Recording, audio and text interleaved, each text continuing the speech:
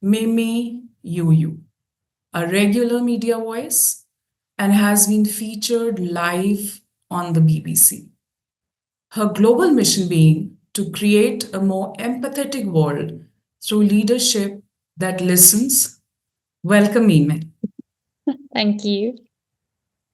So now the second voice is our very own Dr. Nihar Amoncar, Vice Chancellor, IILM University, who has over 14 years of global experience in higher education and is also having core competencies like building high performance teams, developing impact driven academia, industry interfaces, encouraging practice oriented and learner focused pedagogies based on global best practices. He is also providing faculty with support structures for growth and academic excellence. He was also previously the director of MBA programs at the University of Derby, United Kingdom, and head of MBA programs at South Wales Business School. He has been serving as an advisor to the Minister of State for Education at the Ministry of Education, Government of India. He has won multiple awards for his research, including Best Faculty Awards for Excellence in Teaching in the UK. Welcome, Nihar. Thank you. This isn't just another webinar. It's a chance for us to rethink how we lead, listen, and build truly well workplaces. So I would not keep you waiting. Let's get started. And I would just request you all to feel free to drop questions in the Q&A box, and we'll get to them towards the later part of the session. So with that, it's my pleasure to hand over to Dr. Nihar. Over to you, Dr. Nihar. Thank you, Dr. Anupama. It's a pleasure to be here. Mimi, it's always great to see you. The energy is infectious every time we meet you, even if it is online. So I just, yesterday I made that LinkedIn post about how and why this is very important to me and why this is so close to my heart. Having spent some time in Europe as well as in India within academic contexts, I realized that while we train students to enter the workforce and make them good managers, good leaders, good psychologists, good people, good public policy makers, we are obsessed about getting them trained for the technicalities of their job. Often what we ignore is, are we getting them ready in terms of doing their job and managing themselves before managing others and managing their work? As a result, I could see on first-hand basis a lot of my colleagues facing burnout issues, young people, high-performing people, high potential, having a lot of career growth very early in their career, but then hitting a plateau and then stagnating, not because they were not good at their job technically, but rather it was too much for them to cope. And I could see that it was not just affecting the individual, but also their families, their social life, how they would then relate to their kids, their wives. It all then started unfurling at work. So as a result of that, the work also suffered. A lot of times I saw my colleagues bring their personal issues to work and take their work at home. And, it all got very muddled up. So one thing that was very important for me as I got into the so-called leadership roles was that how do I address this? Because to be very honest, the MBA program never trained me to address these issues, because these are very personal in nature. These are very contextual in nature. These are sometimes not really something which can be easily identified, particularly in the Indian context, wherein talking about mental health can be associated with stigma and can be viewed as a sign of weakness. So for me, it was very important that while we have on one hand a rapidly growing economy, one of the fastest growing major nations in the world. That creates its demands in terms of catering to high volume of customers, high volume of students.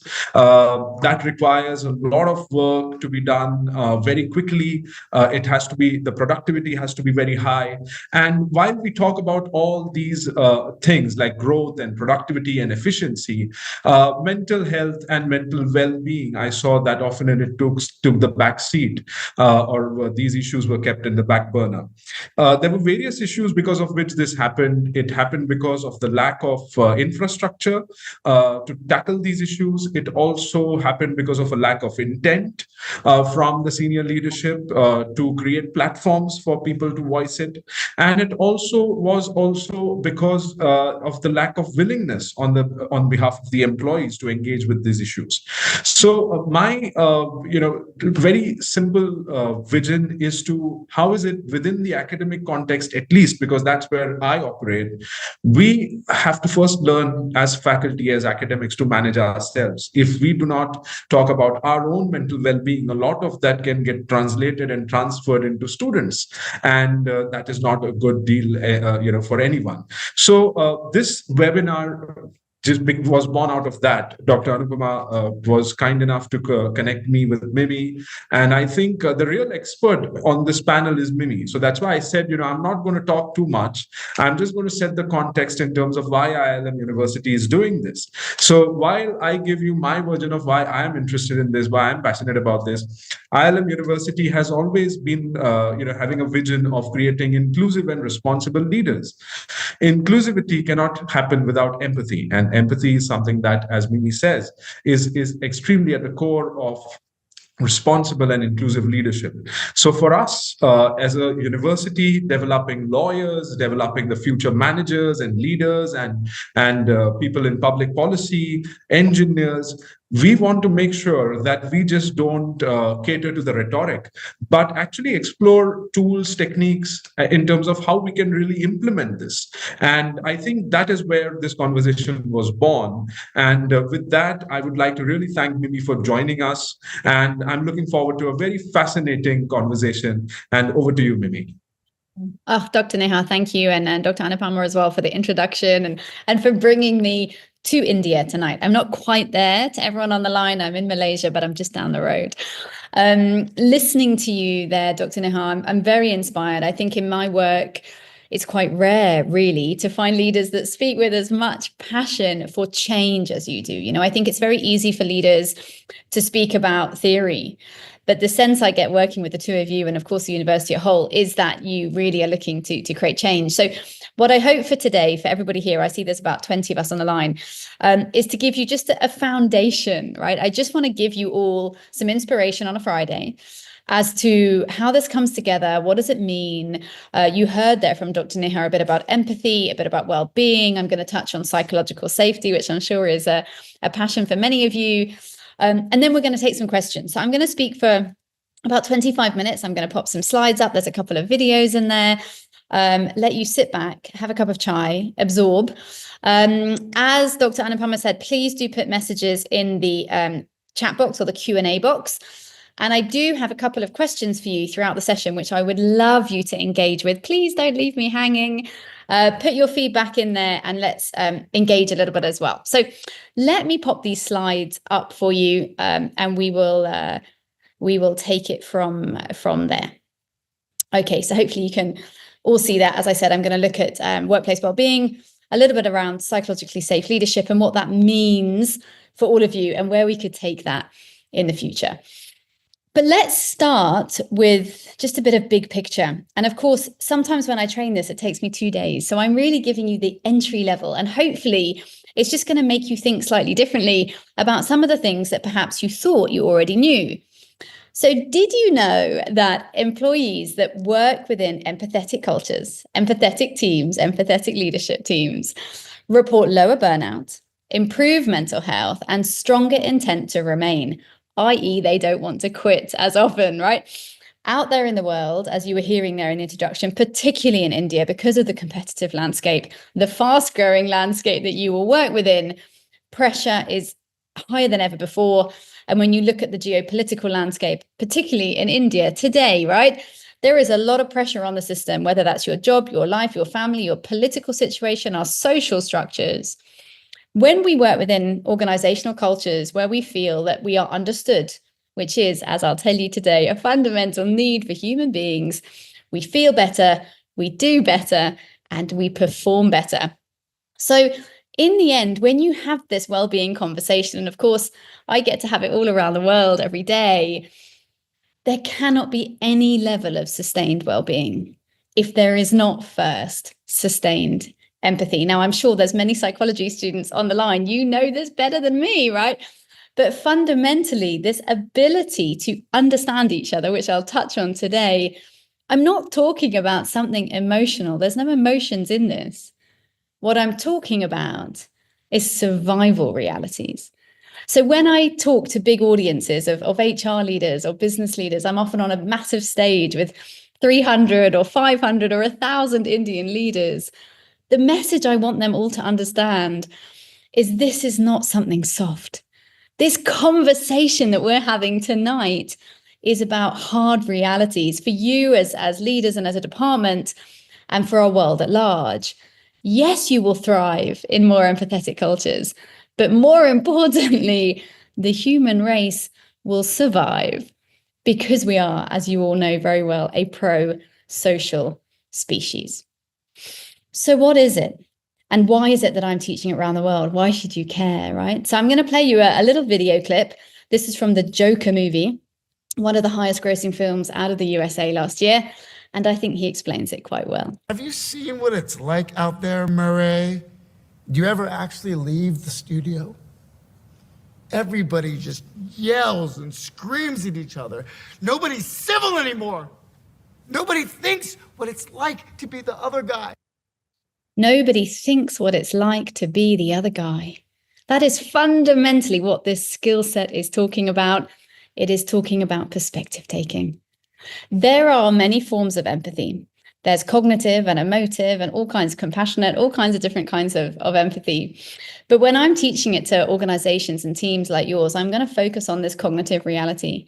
We are talking about understanding each other, taking the perspective of somebody else, being able to recognize why someone else has a different reality or viewpoint from you. Tonight, in this webinar, you can all see the same Mimi, right? The same hair, the same green dress, the same earrings. But how you experience that will be different based on many things. Where you're dialing in for, how your day has been, how you're feeling, what you're doing, what you're going to next, how much time you have, right? My ability to understand that the audience has an array of opinions and perspectives on this is that skill set. And as a skill set, it can be honed because we are not born with a fixed amount. So probably the question I get asked most around the world is, but Mimi, don't you just have more empathy than everybody else, right? Because I teach it every day. But the answer is no, right? This is built into our prefrontal cortex. It's a skill set that unless you have a neurological situation, a neurological difficulty, you are born with the ability to understand other people. You can choose to use it, right? This is a skill that we all have. But the reality is high time, low time, high stress, all kinds of other stresses in our lives are taking away from people's choices to use this, their ability to use this. And a lot of my work is just in driving awareness so that people know what it is, because so many people think that empathy might be sympathy, or it might be compassion, or it might be to do with being kind. What I say to them is, I am not teaching you to be kind. Please be kind, okay? It's good to be kind, but that is not what this is.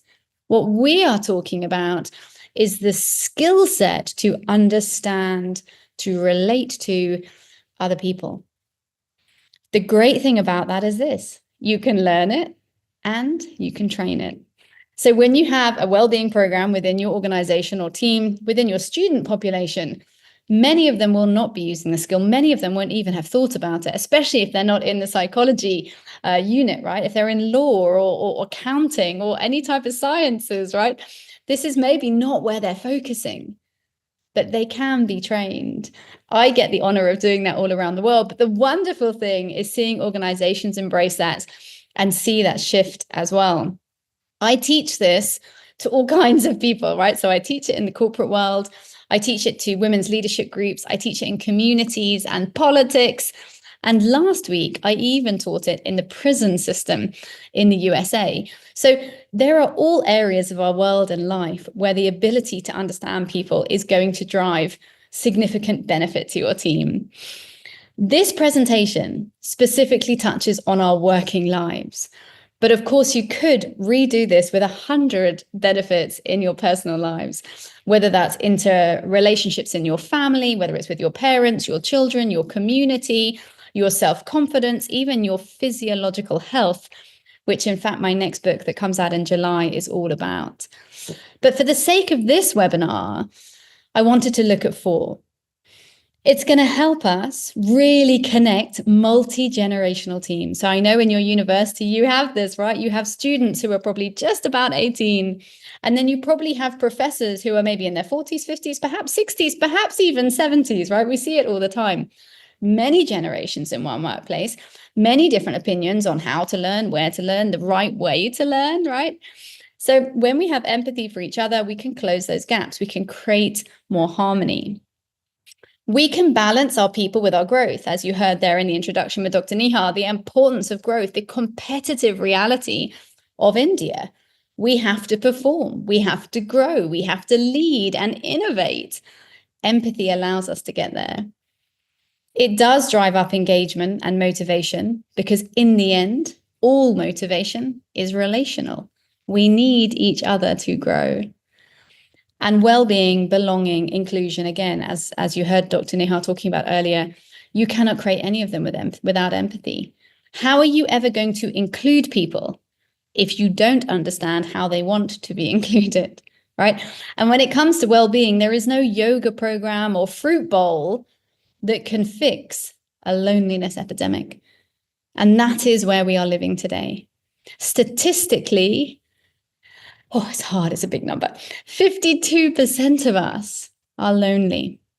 And when you understand that loneliness, statistically, will kill you 8 years before an unlonely person. So it will shorten your life expectancy. And according to the Surgeon General in the USA, it is as dangerous to us physiologically as smoking 15 cigarettes a day. You realize how much we need each other. We just do not do well when we're alone. We cannot heal properly. We cannot survive disease properly. We certainly cannot reach our potential in our lives or our careers.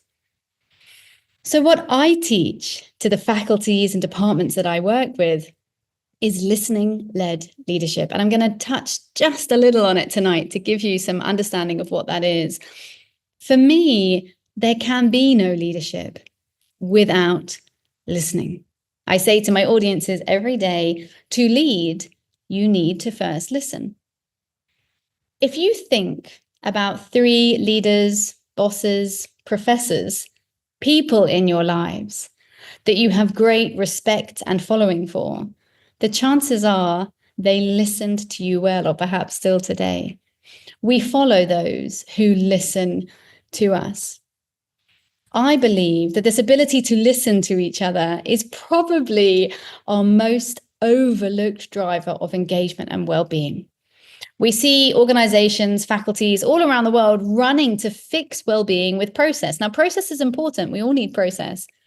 But you cannot fix a belonging issue with a system solution. We have to be able to listen to each other. And the irony is that we tell each other to listen. We tell our children to listen, right? You will have told children in your family or a member from your own parents, listen to me, listen to mummy, listen to auntie, listen to daddy. We tell them to listen. But do we teach them how to listen? The answer is no. So the question that I want you to really consider is, how can you ever create any level of well-being if you don't first have that empathy? If we do not have trust, if we do not have connectivity, and we don't understand the people that we're trying to connect with, we can never create environments where we can thrive, certainly not sustainable ones. You might have a good week or 3 or a month or 2, but in the long term, that's very hard to sustain. So really, some of the questions that you might want to reflect on are on this slide in terms of how do we recognize whether there is really good safety in your team, in the groups that you're working with or the students that you're teaching. So how often do people in your team ask about things if they don't understand them? And Dr. Nihar mentioned in the intro there about some of the stigma around well-being and mental health, which is, of course, extremely true in India and actually across South Asia. In fact, not just South Asia, most of Asia. But equally, we work in societies that have traditionally been very hierarchical, which has created departments where people don't admit when they don't understand. That doesn't create cohesion or growth or including that well-being. So how often do people raise issues or concerns and say, hang on, I know we've approved that report, but is it as good as it should be, or is it totally accurate? How often do people admit to mistakes or feel comfortable expressing a disagreement and saying, I'm sorry, Dr. Nihar, but I value your opinion, but I don't agree with it. Can I tell you why? How often are people asking for help when they need it? How often are they giving and receiving feedback? How often are they inviting other people's opinions to the table? So when we do approve that report or that new process or that new system, is every voice given equal standing to speak, not necessarily to decide? In the end, leaders have to make decisions, but are we able to listen to the opinions around the table? Because we know that when people feel heard, they rise, they do better, they think more, they create more, they're more innovative, they get better grades, right? So there is a huge connection to the ability to speak up and be heard to well-being and performance.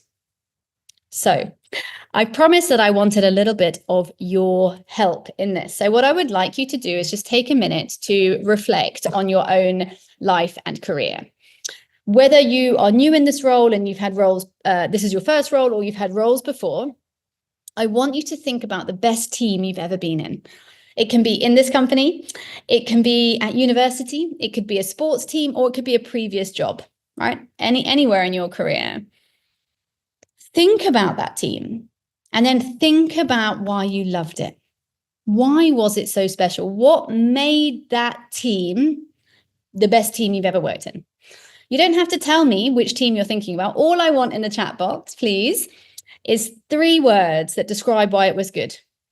So pop over there and just put 3 words. There's no wrong answers. There's no right answers. It's just, we're talking about safety, right? This is a totally safe space. I just want to know your opinions, and I'm extremely patient. So I'm going to wait for them. So if you don't answer, we're going to be sitting here a long time while I wait for you to share with me, right? So I have my chat box open, Q&A box open. Here we go. I don't think you have access to the chat box, maybe. So if not, pop it into the Q&A box. Anupama, do they have access to chat or only Q&A?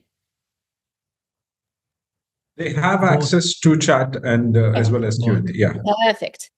So then I am going to wait. I can see that there are 21 of you here. And I promise you guys, I'm really patient. So I'm going to wait. Please tell me, no wrong answers. Just tell me why that team was good. Because I felt happy, because I felt belonging, because they were nice to me. Anything. Divya has started off. Thank you. Thank you for joining me, Divya. She said an innovative family culture where feedback of employees for the employees. I love that. Yes, right. It was innovative, their sense of a family, their sense of feedback, which is so important to who we are. Rohini, thank you. Unity, that is a phenomenal word, right? Unity in the group, you felt connected. Thank you so much for taking part, guys. Royzanne, happy, and I felt like I belonged. Thank you. Part of something special. There was some autonomy and there was a deep sense of care. Phenomenal, right? What a lucky team that was. Because we had similar opinions and everyone was cooperative, right? You felt like you could work together. AJ adding there, I felt a sense of inclusiveness, valued, and it was fun. Who doesn't want to have fun, right? Next one down there says people were listening. They were caring about simple, small events, and it felt like a family. And then Sanskriti's adding there was inclusivity and fun. So thank you guys for taking part with me and not leaving me alone out here. What's amazing about all of those answers is how often this belonging, this I fitted in, I felt like I belong comes up, right? Sometimes you see it in the word, but sometimes you'll see there, like AJ, like a sense of inclusion, right? Or Rishab there saying people listened and it felt like family, felt like a community, right? Sanskriti said the same thing. I felt included. There's another one there saying feedback, even when it felt constructive, and I felt like I wanted to do better. Yes. And I'm really glad you added that, Royzanne, because often in my webinars, I will ask also the question, how did it impact your performance? Tonight, we're focusing on well-being, but I love that you said that, because it's really, really common to hear that, right? When we feel that we belong, when we feel that we're included and that people are interested in listening to us, we perform better. And there is a huge amount of data around that. In fact, we see profits go up by 23% in groups and teams that have high levels of empathy. We also see output go up by 36%.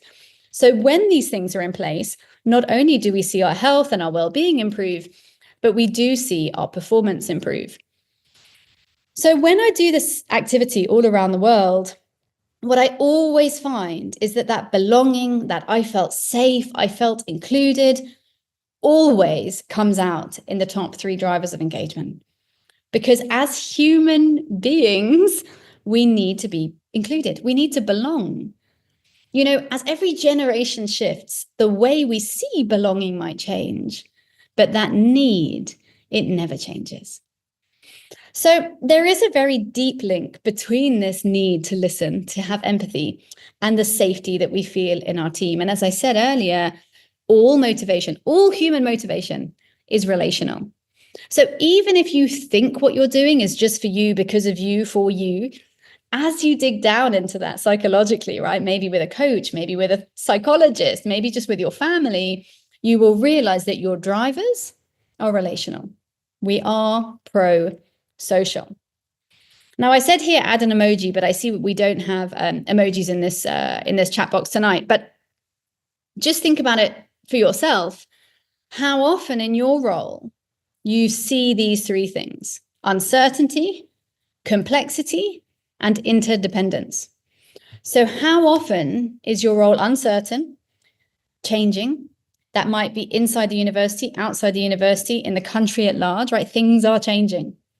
How often do they feel quite complex, right? Whether that's managing your content, working with your students, doing grading, working with the department, relooking course content. How often is your job complex, right? And then the last bit, how often do you rely on other people for success? To be able to teach, to be able to get the outcomes you need, for your students to collaborate with you, right? For them to take part and pass their exams and their courses. So if in your role you have these 3 things, then there is a need for psychological safety. So fundamentally, what that shows you is that in any role, we need this ability to connect, because belonging and safety are fundamental to our humanity.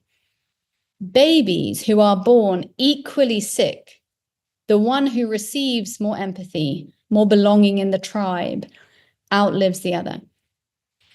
As tribes people, when you look back at evolution, when somebody pulled away from the tribe, either they died or the tribe collapsed. We cannot do it alone. We are meant to be together. And I don't have time today to go into the fight or flight response and some of the neuroscience, but then I'm in a room of psychologists, so you know it anyway. But why that is so important to how our brains adapt to the workplace and how that impacts our well-being, our levels of anxiety, and of course, the impact on us physiologically off the back of that. So what is psychological safety? It is all those things I touched on earlier: the ability to take risks, the ability to share ideas and concerns openly in your team, to speak up, to admit mistakes, all of those things without the fear of judgment or consequences in your working team, so in your department, right? When we get that right, we see these 4 key areas of collaboration. We see people willing to talk up, they want to share, they want to innovate, they feel safe. You saw that in the chat box just now, people saying feedback, inclusion, felt like a family, right? You feel more confident. That makes you feel better, right? Less anxiety, less stress. We see a different attitude and acceptance of risks and failure. So people say it's okay if you fail because we're going to learn. Try it anyway. That's when maybe one of the lecturers comes to their head of department and says, I want to change the way I'm delivering this course, but I'm not sure how the students are going to respond. And the head of department says, try it. If they don't respond well, we'll go back, right? That ability to take risks and do it with confidence and full-heartedness, right? And then, of course, open conversation. And what I've said here, role agnostic communication. That means that the most junior and the most senior are all able to communicate within your team. All of these things drive up our well-being. And as I said earlier, of course, there's other areas of well-being, physical movement, diet, exercise, sleep, right? But without belonging in a team, you can be the fittest, strongest, healthiest triathlete and still not be well, right? Within that environment that you're working in. So fundamentally, sustained well-being has to have two parts. On the left, you've got the individual, which is not really what I'm talking about tonight, right? That's where things like trust come from, empowerment, perceived support. They're for me. You can't change how Mimi feels about how much I trust Dr. Nihar. If I don't trust him, I don't trust him. If I do, I do. You can't change that. That's mine. Same with empowerment, right? People are always talking about empowerment programs. You can't change how empowered I feel. That's up to me as a woman, how empowered I feel, right? Confidence. You can't change that. That's my opinion on my own confidence. Those are individual realities. We do need them to be well. But really what we're looking at today is on the right. It's the group dynamics. Psychological safety cannot be created in an individual. It is a group phenomenon. There's three things, excuse me, that we often hear kind of myths about what this is, right? So I want to break them right now. It is not a psychology, it is not a personality factor, right? You can't find like a psychologically safe person, okay? It's not about the individual. As I said earlier, this is not about being nice. You can make tough decisions. You can make difficult decisions. You can make sad decisions. In fact, all of those decisions become easier, more manageable, and far easier to handle when you have psychological safety. So it doesn't mean you stop making difficult decisions. And it's definitely not about lowering performance, because all of the data shows us that when psychological safety goes up, so does performance. Probably the most famous data around this comes from Google. They had a project called Project Aristotle. It went on for 5 years. And they learned that of all the dynamics they measured, improving sustained performance outcomes at Google, psychological safety was far and away the most important. So when we get these well-being programs right, when we drive up our psychological safety, we see performance sustained as well. So here's my second moment for you to reflect. I want you to really think about safety in your own teams, perhaps in this team, perhaps in a team before. And I want you to think about all the things I've said, right, this evening.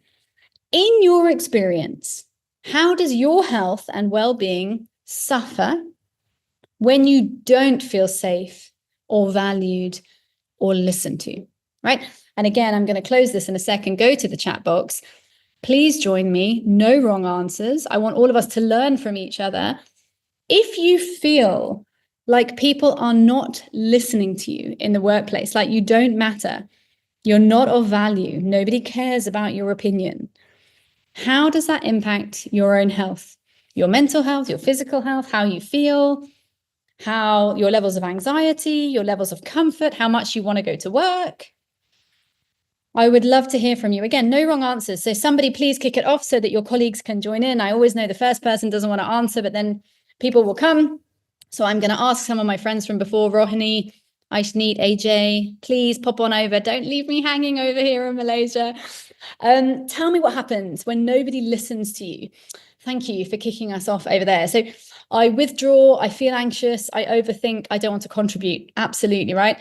I don't get responses. I feel so underappreciated, right? Impacts how you feel, how confident you are.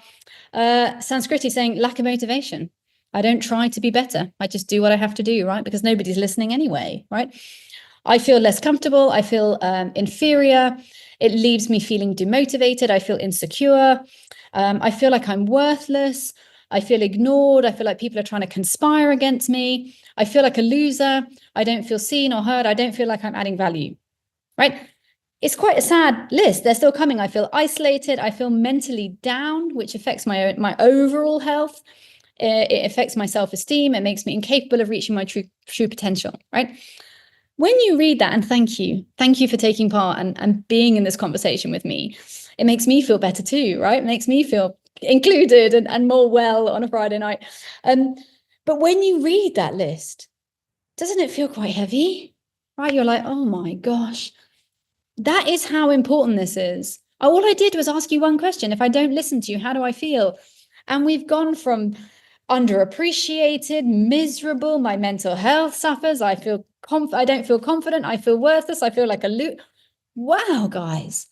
And those answers are exactly the same in every culture and every language and every country in the world, because these are human realities. And by the way, this is also true with our children.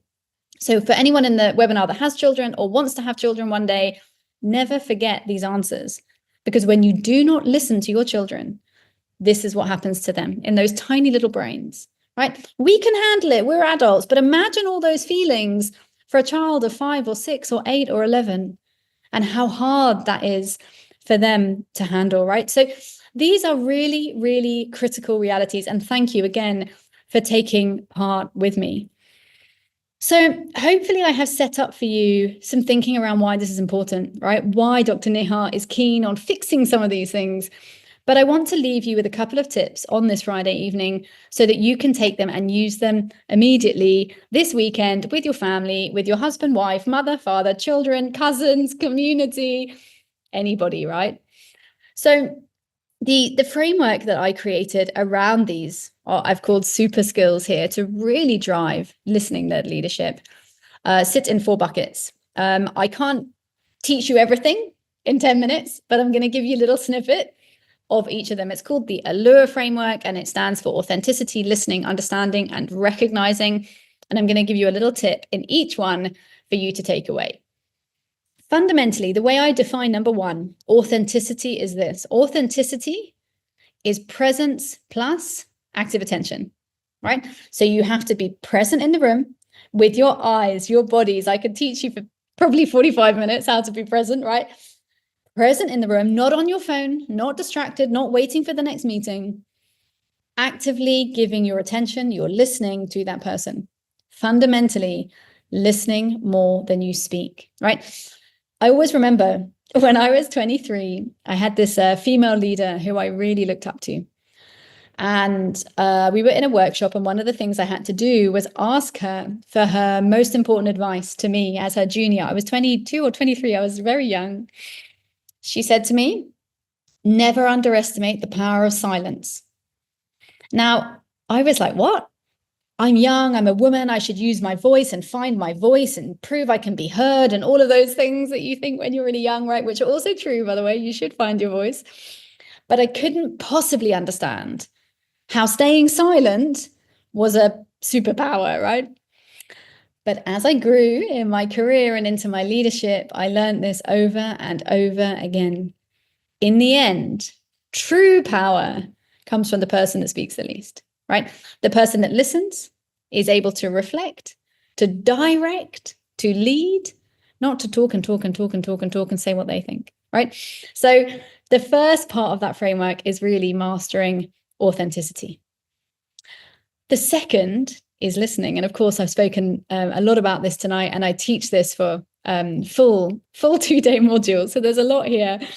But active listening, right? How do you be present, as I just said, when someone is speaking, showing curiosity?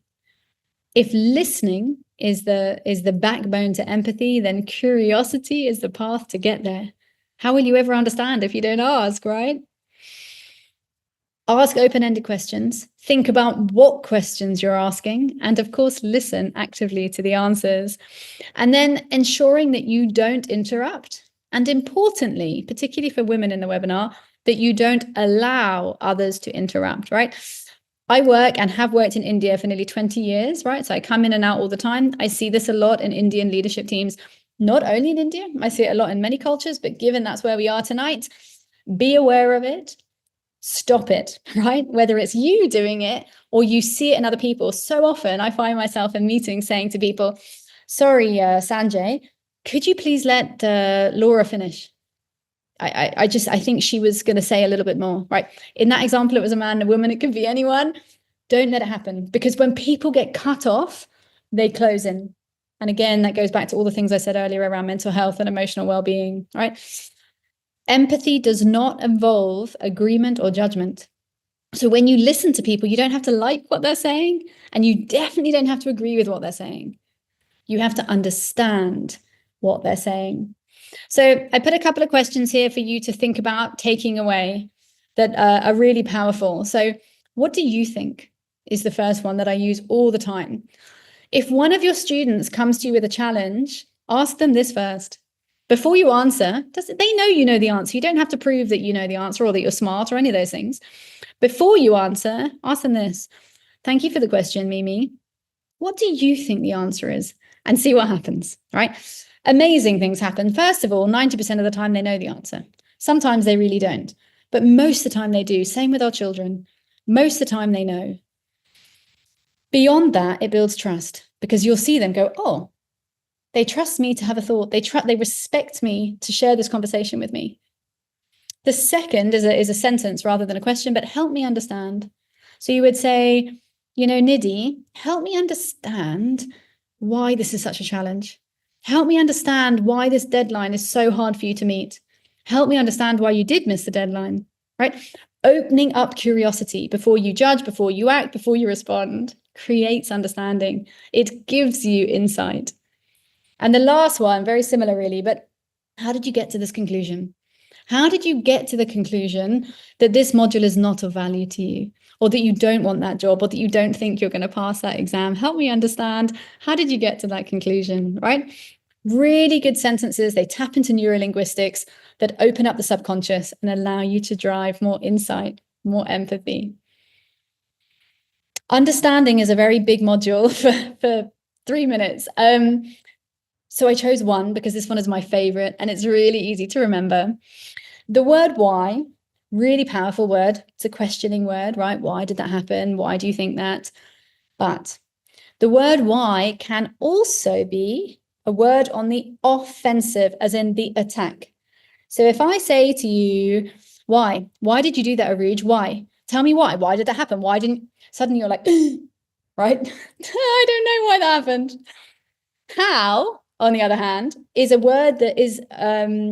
It's not on the offensive, it's peaceful, it's calming, it brings down energy, and it shifts the meaning of that word. So for example, rather than saying to someone, why did you do that? Ask them, how do you think that happened? Okay, totally different tone. And again, if you have children in your life or just young students, it's amazing what this does from a neuroscience point of view, right? Why did you do that? Why did you do such a bad job? Versus, how do you think it is that you got such a bad grade on that? Immediately opening up your empathy, your conversation. And the second one I have there, why don't you just talk to the team? Versus, how do you feel about having this discussion with the team? Right? Inclusive language that enables connection, which is fundamentally what we're talking about, right? Reconnecting people. And then the fourth step of the Allure model is recognizing. What I teach in this space is the power of acknowledgement over action. As leaders, as professors, as teachers, right? We feel that our job is to act, to make decisions, to fix things, to solve things all the time, at work, in life. Again, if you're a female in this webinar, there is a whole world around this as well when it comes to motherhood and providing for the family. We feel that our job is to constantly solve, deliver, and give all the time. But there is huge power in acknowledgement over action, just hearing someone. It's why the psychology, the therapy, the life coaching industry is growing so fast, right? If you look at life coaching as an industry, for example, people that they don't need psychological help, they just need somebody to listen. People are so desperate to be listened to that they pay for it, right? This is a new industry. Life coaching didn't used to exist. And that's what's fueling it. People don't know who to talk to. They don't have anyone to listen to, and their parents aren't listening, their friends aren't listening, nobody at work is listening. So they will go onto Google and find somebody that they can pay to listen to them, to acknowledge them. So here are a couple of ways that you can do that in the workplace to drive up that inclusion, that well-being. Showing appreciation. So really simple one, right? Saying thank you, just recognizing that somebody has added to the conversation, even if you have no intention of ever using that information, thanking them for it. Asking, how can I help? Probably the 4 most powerful words in any language, right? And what you will find is most of the time people say, oh, no, I don't actually need any help, but thank you for asking, right? So it creates connection. State what's in the room. This one's a really powerful one. When you name an emotion or a complexity in the room, it diminishes. So if you are sitting around a table, like a boardroom table or a team meeting, and there's clear tension between an opinion or a discussion, nobody's saying it, right? The minute you say, hey, Mimi, I can sense you're really frustrated by this conversation. Can you help me understand why? The minute you name what's in the room, it diminishes. It takes you being a little bit brave, but it's super powerful, and it drives for more well-being and inclusion in teams. Confirming your understanding. There's quite a lot of skill sets that are around this, but making sure you've understood someone properly. Mimi, what I think you said is this. Did I hear you right? Did I understand you right? Is that what you meant? Right? Confirm that what you heard is the same thing as what you think you heard. Embracing messengers. That means that when people in your team come to you with feedback, with information, with a thought, with a concern, you embrace that message. You don't dismiss it. Again, you may not use it. You may not do anything with it. But once you've encouraged people to share, they continue to share. And the last one, as a leader, particularly as a lecturer, as a teacher, explain your reasoning. Again, very similar with children, right? If they don't understand why you want them to do something, it's very hard for them to act on it with any level of motivation, right? Relational. So the worst sentence that a parent can say to a child is, because I said so. It's easy, right? But why, mummy? Because I said so. It ends the conversation. But what is that doing? It's just establishing power. There's no trust. There's no relationship. There's no learning. There's definitely no empathy. Okay, it's the same thing in the workplace. If you don't explain decisions to people, they can't embark on those decisions with you. So I know that was a bit of a whirlwind. This is in summary what we've spoken about when we've talked about how we create empathy in our teams and why that is so important to our well-being. I coined the term listening-led leadership. You could call it inclusive leadership. Fundamentally, for me, what we're talking about is leaders who listen more than they speak, who listen to their teams, and exactly as Dr. Nihar said in the introduction, are trying to create teams that are sustainable for the future. To do that, you need psychological safety. We cannot do those things as two separate pillars. And when you get it right, we drive up our well-being, but also our collaboration, our morale, motivation, the relationships in our team, the inclusions that we see, and yes, our performance as a unit, as a team, as a university at large. So really, my last question for you, and then we'll go to a Q&A, but is this, are you listening? Right? Will you listen to each other? And thank you very much for listening to me. I have prepared a QR code there for you. Please do feel free to snap it. There is a free ebook on there for you. There is a free self-empathy journal. So if you're interested in this, you can perhaps use it this month. It's a 30-day journal to reflect on your own empathy. There's even an empathy audit there. So you can go in and check your empathy and see how well you're listening. So please do pop over there, get those resources. I made them for you. And do connect with me at Mimi Nicklin, because my mission is to create more empathy in the world, and I can only do it with all of you there. So Dr. Nihar, Dr. Anupama, thank you very much for having me. And I hope that that was some food for thought. Absolutely. I think, thank you so much, Mimi. It was, I think that is the most amount of time I've paid attention to in a very long time, and trust me, I've been through a lot of longer meetings. So I think, to sum it up, I think, I don't have to sum it up, because you have to sum up things which are too difficult to understand. But the way you have, taken us through this journey, it's so, nicely and simply put that, I don't need to sum it up. But what I got out of from from it is that whether you talk about listening, whether you talk about authenticity, empathy, it is not that productivity needs to come at the cost of these. In fact, these are the tools which help us do better, perform better, and it is these things that we as managers or leaders have to pay more attention to unlock the potential that we have in the workplace. So that's the message I'm definitely taking, and obviously, as you know, we are going to associate more closely and deeply going forward in terms of how we are going to work, as between our university and you, working with our staff and employees, but not only that, but also Indian corporates through our 3 universities in Delhi NCR. So I'm just going to take up a couple of questions because we have a hard stop at 5, and I think you engage them really well. So just a couple of questions. One is coming from Divya. She says, I'm director in my rural research organization, struggling with an empathetic culture and a parent to a psychology student. I'm also writing a book on parenting with love. Please guide on empathy at work and at home. Yes. Well, Divya, I think it's a very wide question given our time. But what I would say, and you're welcome to reach out to me on any of the platforms, LinkedIn, Instagram, you'll find me and I can give you much more information. But what I would say is that the first thing to creating more empathy is around awareness, which I think you clearly already have. The second step is intention. So work out, hopefully after this webinar, where you feel the areas are that need more empathy and why, right? So if you pop onto that QR code, as I said, there's a self-empathy journal. In that journal, there are some tools for fundamentally reflection, right? Which will help you think through either in that working environment, your role as an author, a coming author, or as a parent, where those pressure points are that you need to solve for. So I would recommend, given our time, that that's a really good place to start. And as I said, do reach out to me on social media if you want a little bit more detail around some of the specifics, but hopefully that's a good foundation. All right, so I think we have one more question here from Royzanne Marcel Camphor. She says, can we touch on what performative empathy looks like and how we can avoid it? Gosh, so I don't know the term performative empathy, but I'm assuming that means kind of fake empathy, right? Empathy that's being used as a performance versus as a reality. And Royzanne, if that's not what you meant, please do let me know. It's a new term to me. I haven't heard it before. But in that case, I'm going to make an assumption that I've understood it and answer that. I think the thing about empathy is it cannot be faked, actually. We know, right? As humans, we can sense a fake from a very long way away. People often ask me, can empathy be used for bad, right? Is there such a thing as too much empathy? And there's 2 answers that I would say to that.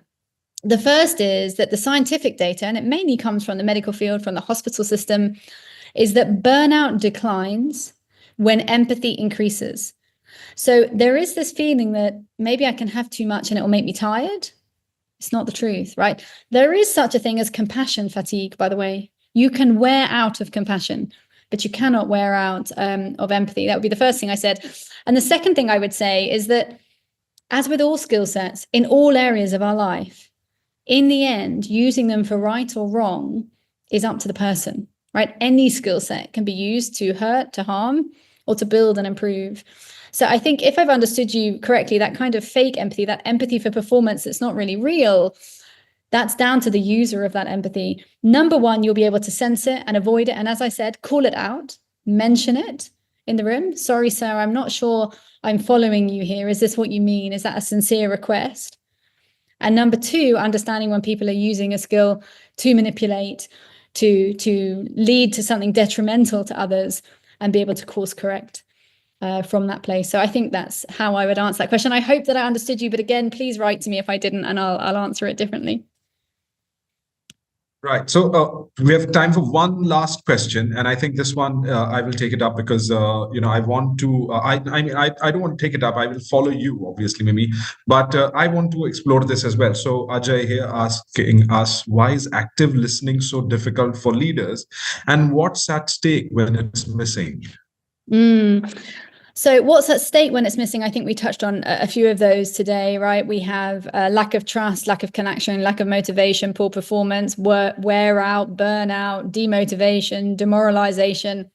the list goes on. When people don't feel listened to, I mean, I really can. If you'd like, again, just message me. I have it in a chart. I can send you all the things that happen.